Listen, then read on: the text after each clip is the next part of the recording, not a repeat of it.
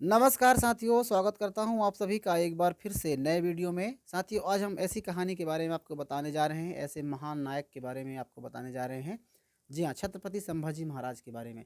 साथियों, मराठा साम्राज्य के सबसे कुशल और सबसे महान जो शासक थे छत्रपति संभाजी महाराज, जिनको हम धर्मवीर के नाम से भी जानते हैं, उनके बारे में आज हम जिक्र करेंगे। साथ ही देखेंगे कि इनकी मृत्यु किस प्रकार से हुई, किस प्रकार से औरंगजेब ने इनकी मृत्यु कर दी और उसके बाद उन्होंने क्या क्या घटनाएं घटी, सारी जानकारी इसमें आपको बताएंगे। तो आपको बता दें कि छत्रपति संभाजी महाराज जो थे शिवाजी महाराज के सबसे बड़े पुत्र थे। शिवाजी महाराज की जो शादी हुई थी वो साई बाई से हुई थी।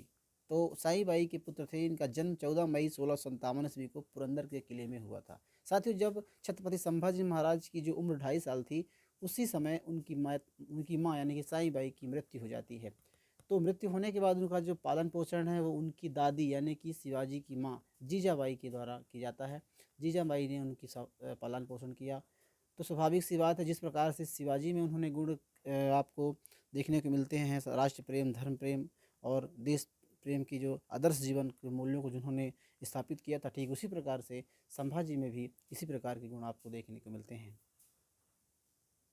साथियों, संभाजी जो थे तो युद्ध कला में काफ़ी जल्द ही प्रशिक्षित हो गए थे।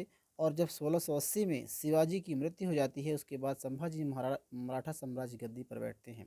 साथ ही उस समय मुग़ल शासक का प्रभुत्व था भारत में।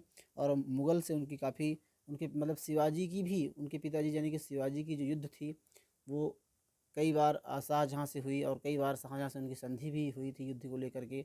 तो ये प्रक्रिया, ये लड़ाइयाँ चलती रही हैं उनके शिवाजी महाराज के समय से भी।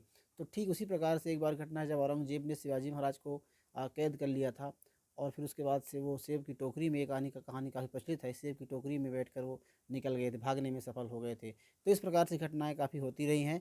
जब 1680 में शिवाजी महाराज की मृत्यु हो जाती है और उसके बाद जब मराठा साम्राज्य गद्दी पर संभाजी महाराज बैठते हैं, तो उनको कई टुकड़ियों का वर्तमान में मतलब कई प्रकार की समस्याओं का सामना करना पड़ता है। लेकिन उसके बाद भी वो वर्तमान में गुजरात, महाराष्ट्र, कर्नाटक और मध्य प्रदेश के कई किलों को मराठा की मतलब मराठा कब्जे में लेते हैं, अपने साम्राज्य के कब्जे में ले लेते हैं। जब संभाजी महाराज गद्दी पर बैठे तो उस समय मुगल साम्राज्य में औरंगजेब का शासन था। और औरंगजेब के राजगद्दी मतलब मुगल साम्राज्य की गद्दी को लेकर के उनके बीच में, उनके लड़कों के बीच में काफ़ी विद्रोह का माहौल बना हुआ था और कई बेटों ने उनके विद्रोह कर दी थी। ऐसा कहा जाता है कि ये संभाजी ने मुगल सम्राट औरंगजेब के विद्रोही बेटे जो सुल्तान महमूद अकबर ने विद्रोह कर दिया था अपने पिता के खिलाफ, उसको शरण दी थी। और उसको शरण देने के बाद औरंगजेब जो था वो काफ़ी नाराज़ हो गया था। और 8 सितंबर 1681 को जब उन्होंने अपने मामला सुलझा लिया, मेवाड़ के शाही घराने के साथ विवाद सुलझाने के बाद जो ये सुलझ गया, उसके बाद औरंगजेब ने मराठा भूमि, साथ ही बीजापुर, गोलकुंडा और सल्तनत मतलब यहाँ के ये दक्षिण में जो दक्कन की यात्रा है, इसको उसने शुरू की औरंगजेब ने। जब उसने यात्रा की तो ऐसा कहा जाता है कि जो महाराज संभाजी महाराज थे, उन्होंने लगभग 120 लड़ाइयाँ लड़ी। उसके बाद उन्होंने कई जगहों पर कई ऐसे आक्रमण भी किए, जैसे खाना देश पर आक्रमण किया संभाजी महाराज ने, उसके बाद बुरहानपुर पर भी आक्रमण किया और मैसूर पर भी उन्होंने आक्रमण किया।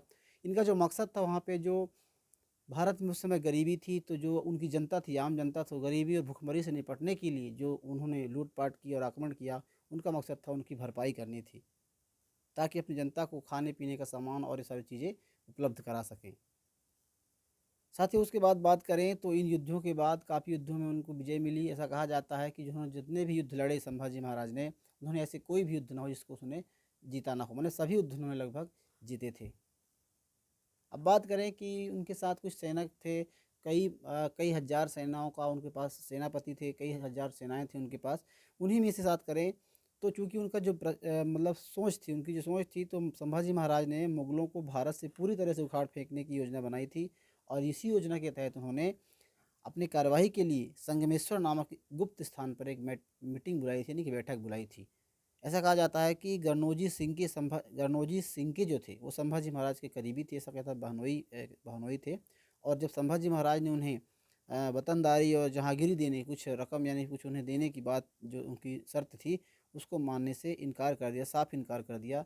तो जो गौरनौजी सिंह के थे, मुगलों से हाथ मिला लिए, मुगलों से मतलब संबंध बना लिए। और जो सारी जानकारी थी, गुप्त जानकारी जो संभाजी महाराज की थी या कि फिर मराठा साम्राज्य की थी, वो जानकारी उन्होंने मुगलों को देना शुरू कर दिए। उसी दौरान जब ये बैठक बुलाई गई थी संगमेश्वर नामक स्थान पर, तो इसकी जानकारी भी गुरनेज सिंह की ने जो समय मुगल साम्राज्य के जो सेनापति थे उनको दे दी। और उसके बाद उसकी जानकारी लगते ही जो जुल्फ़िकार खान थे वो सेनापति, वो वहाँ से आते हैं और उसके बाद वहाँ पर उनको घेर लेते हैं। घेर लेने के बाद उन्हें बंधक बना लिया जाता है और उनके साथ मतलब उसके साथ औरंगज़ेब आता है और बंधक बना करके उन्हें ले जाता है।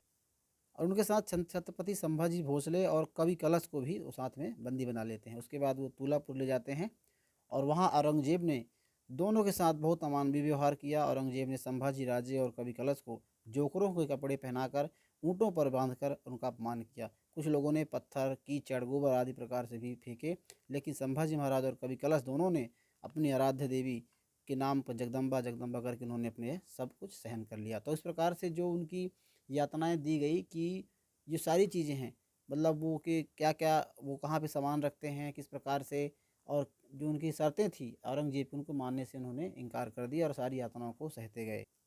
इस प्रकार से अपमानित कृत्य करने के बाद भी संभाजी महाराज को औरंगज़ेब ने दरबार में ले जाया गया और दरबार में जब ले गया तो उन्होंने 3 शर्तें रखी कि संभाजी महाराज को जीवित रहने के लिए 3 शर्तें माननी होंगी। पहला शर्त थी सभी मराठा किलों पर कब्ज़ा करें, मतलब सभी मराठा किलों पर कब्ज़ा करें और मराठा साम्राज्य के छिपे हुए खजाने को उजागर करें, जो भी उसने खजाना छुपा कर रखा है उसको बताएँ। और उन मुगल गद्दारों के नाम उजागर करें जो मुगल साम्राज्य के अधिकारी थे। ये दूसरी शर्त थी।